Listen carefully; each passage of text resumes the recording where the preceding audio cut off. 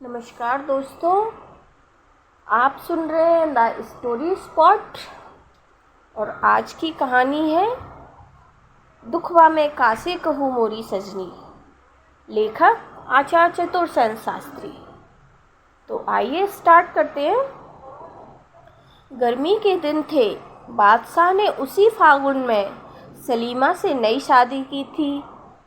सल्तनत के सब झंझटों से दूर रहकर नई दुल्हन के साथ प्रेम और आनंद की कलोले भरने वह सलीमा को लेकर कश्मीर के दौलत खाने में चले आए थे। रात दूध में नहा रही थी। दूर के पहाड़ों की चोटियां बर्फ से सफ़ेद होकर चांदनी में बहार दिखा रही थीं। आराम बाग के महलों के नीचे पहाड़ी नदी बल खाकर बह रही थी। मोती महल के एक कमरे में समाधान जल रहा था और उसकी खुली खिड़की के पास बैठी सलीमा रात का सौंदर्य निहार रही थी। खुले हुए बाल उसकी फिरोजी रंग की ओढ़नी पर खेल रहे थे। चिकन के काम से सजी और मोतियों से गुथी हुई उस फिरोजी रंग की ओढ़नी पर कसी हुई कम खाप की कुर्ती और पन्नों की कमर पेटी पर अंगूर के बराबर बड़े मोतियों की माला झूल रही थी। सलीमा का रंग भी मोती के समान था। उसकी देह की गठन निराली थी।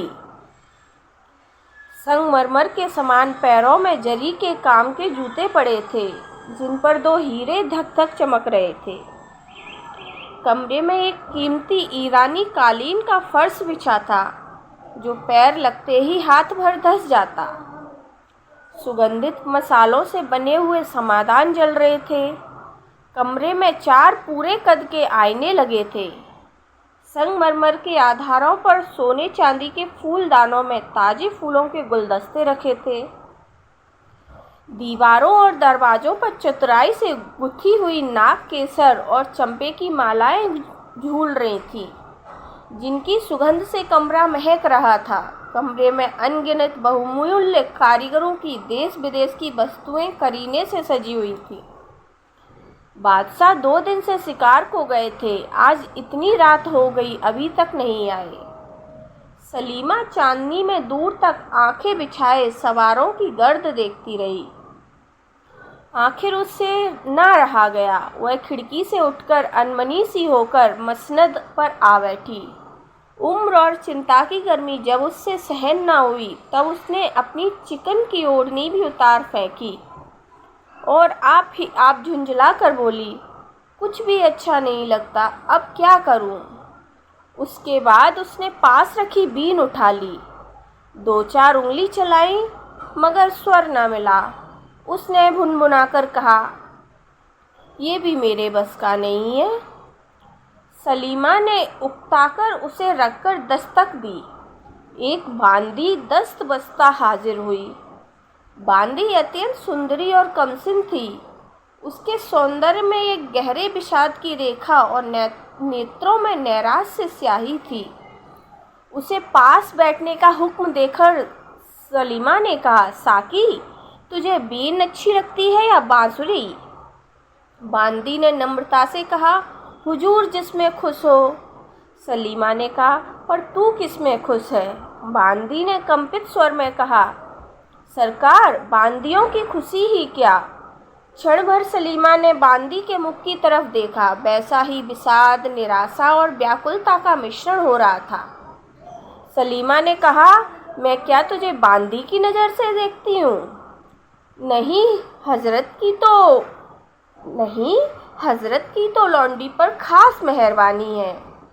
तब तू इतनी उदास, झिझकी हुई और एकांत में क्यों रहती है? जब से तू नौकर हुई है, ऐसे ही देखती हूँ। अपनी तकलीफ मुझसे तो कह प्यारी साकी। इतना कहकर सलीमा ने उसका पास खिसककर हाथ पकड़ लिया। बांदी कांप गई, पर बोली कुछ नहीं। सलीमा ने कहा, तू अपना दर्द मुझसे तो कह, इतनी उदास क्यों रहती हो? बांदी ने कंपित स्वर में कहा, हुजूर क्यों इतनी उदास रहती हैं? सलीमा ने कहा, इधर जहाँपना कुछ कम आने लगे हैं, इसलिए तबीयत जरा उदास रहती है। बांदी, सरकार, प्यारी चीज ना मिलने से इंसान को उदासी आ ही जाती है। अमीर और गरीब सभी का दिल तो दिल ही है। सलीमा हंसी।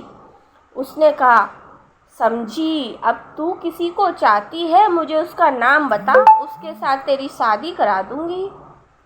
साकी का सिर घूम गया। एकाएक उसने बेगम की आंखों में आंख मिलाकर कहा, मैं आपको चाहती हूँ। सलीमा हंसते हंसते लौट गई। उस मदमाती हंसी के बेग में उसने बांदी का कंपन नहीं देखा। बांदी ने बंसी लेकर कहा, क्या सुनाऊं? बेगम ने कहा, ठहर, कमरा बहुत गर्म मालूम होता है, इसके तमाम दरवाजे और खिड़कियां खोल दे, चिरागों को बुझा दे, चटकती चांदनी का लुत्फ उठाने दे और फूल मालाएं मेरे पास रख दे। बांदी उठी। सलीमा बोली, सुन, पहले एक गिलास शरबत दे, बहुत प्यासी हूँ। बांदी ने सोने के गिलास में खुशबूदार शरबत बेगम के सामने ला धरा। बेगम ने कहा, उफ, यह तो बहुत गर्म है, क्या इसमें गुलाब नहीं है? बांदी ने नम्रता से कहा, दिया तो है सरकार। अच्छा, इसमें थोड़ा सा इस्तंबोल और मिला। साकी गिलास लेकर दूसरे कमरे में चली गई। इस्तंबोल मिलाया और भी एक चीज मिलाई। फिर वह सुबासित मदिरा का पात्र बेगम के सामने ला धरा। एक ही सांस में उसे पीकर बेगम ने कहा, अच्छा, अब सुना, तूने कहा तू मुझे प्यार करती है, तो कोई प्यार का गाना सुना। इतना कह वह गिलास को गलीचे पर लुढ़काकर मदमाती मसनद पर खुद लुढ़क गई और रस भरे नेत्रों से साकी की ओर देखने लगी। साकी ने बंसी का सुर मिलाकर गाना शुरू किया, दुखवा में कासे कहूँ मोरी सजनी। बहुत देर तक साकी की बंसी और कंठ ध्वनि कमरे में घूम घूम कर रोती रही। धीरे धीरे साकी खुद रोने लगी। सलीमा मदिरा और यौवन के नशे में होकर झूमने लगी। गीत खत्म करके साकी ने देखा सलीमा बेसुध पड़ी है। शराब की तेजी से उसके गाल एकदम सुर्ख हो गए हैं और तांबुल राग रंजित हो रह रहकर फड़क रहे हैं। सांस की सुगंध से कमरा महक रहा है, जैसे मंद पवन से कोमल पत्ती कांपने लगती है। उसी प्रकार सलीमा का वक्षस्थल धीरे धीरे कांप रहा है। प्रस्वेद की बूंदें ललाट पर दीपक के उज्जवल प्रकाश में मोतियों की तरह चमक रही थीं। बंसी रखकर साकी क्षण भर बेगम के पास आकर खड़ी हुई। उसका शरीर कांपा, आंखें जलने लगी, कंठ सूख गया। वह घुटने के बल बैठकर बहुत धीरे धीरे अपने आंचल से बेगम का मुख का पसीना पोंछने लगी। इसके बाद उसने झुककर बेगम का मुंह चूम लिया। इसके बाद ज्यों ही उसने आंख उठाकर देखा, खुद दीन दुनिया के मालिक शाहजहां खड़े उसकी एक करतूत, अचरज और क्रोध से देख रहे थे। साकी को सांप डस गया। वह हतबुद्धि की तरह बादशाह का मुंह ताकने लगी। बादशाह ने कहा, तू कौन है और यह क्या कर रही थी? साकी चुप खड़ी रही। बादशाह ने कहा, जवाब दे। साकी ने धीमे से स्वर में कहा, जहाँपना, कनीज अगर कुछ जवाब न दे तो। बादशाह सन्नाटे में आ गए। बांदी की इतनी स्पर्धा। उन्होंने कहा, मेरी बात का जवाब नहीं। अच्छा, तो तुझे कोड़े लगाए जाएंगे। साकी ने कंपित स्वर में कहा, मैं मर्द हूँ। बादशाह की आंखों में सरसों फूल उठी। उन्होंने अग्निमय नेत्रों से सलीमा की ओर देखा। वह बेसुध पड़ी सो रही थी। उसी तरह उसका भरा यौवन खुला पड़ा था। उसके मुंह से निकला, उफ फाहिशा, और तत्काल उनका हाथ तलवार की मूठ पर गया। फिर नीचे को उन्होंने घूमकर कहा, दोखच के कुत्ते, तेरी यह मजाल। फिर कठोर स्वर में पुकारा, माधूम। क्षण भर में एक भयंकर रूप वाली तातारी औरत बादशाह के सामने अदब से आ खड़ी हुई। बादशाह ने हुक्म दिया, इस मरदूद को तहखाने में डाल दे ताकि बिना खाए पिए मर जाए। माधूम ने अपने कर्कश हाथों में युवक का हाथ पकड़ा और ले चली। थोड़ी देर में दोनों लोहे के एक मजबूत दरवाजे के पास आ खड़े हुए। तातारी बांदी ने चाबी निकालकर दरवाज़ा खोला और कैदी को भीतर धकेल दिया। कोठरी की गच कैदी का बोझा ऊपर पड़ते ही कांपती हुई नीचे को धसकने लगी।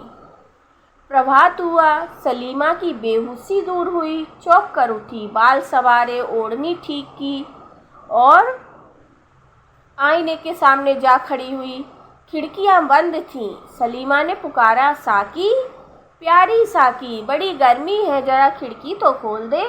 निगोड़ी नींद ने तो आज गजब ढा दिया। शराब कुछ तेज थी। किसी ने सलीमा की बात न सुनी। सलीमा ने जरा जोर से पुकारा, साकी। जवाब न पाकर सलीमा हैरान हुई। वह खुद खिड़कियां खोलने लगी, मगर खिड़कियां बाहर से बंद थीं। सलीमा ने विस्मय से मन ही मन कहा, क्या बात है लोंडिया, सब क्या हुई?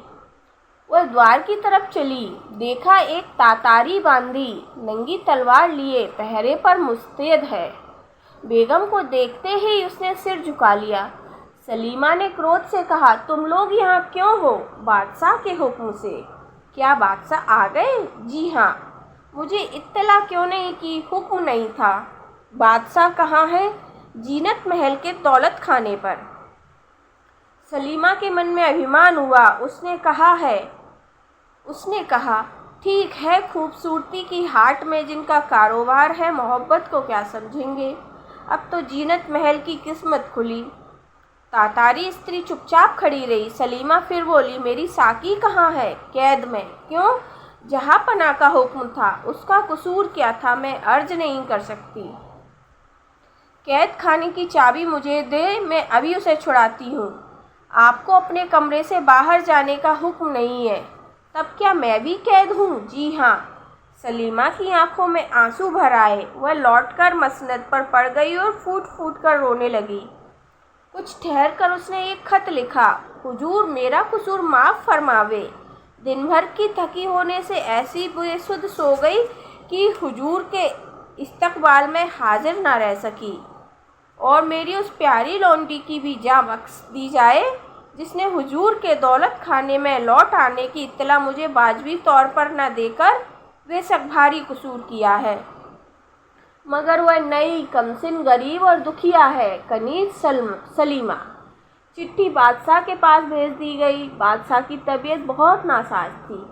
तमाम हिंदुस्तान के बादशाह की औरत फाहिशा निकले। बादशाह अपनी आंखों से पर पुरुष को उसका मुंह चूमते देख चुके थे और गुस्से से तलमला रहे थे और गम गलत करने को अंधाधुंध शराब पी रहे थे।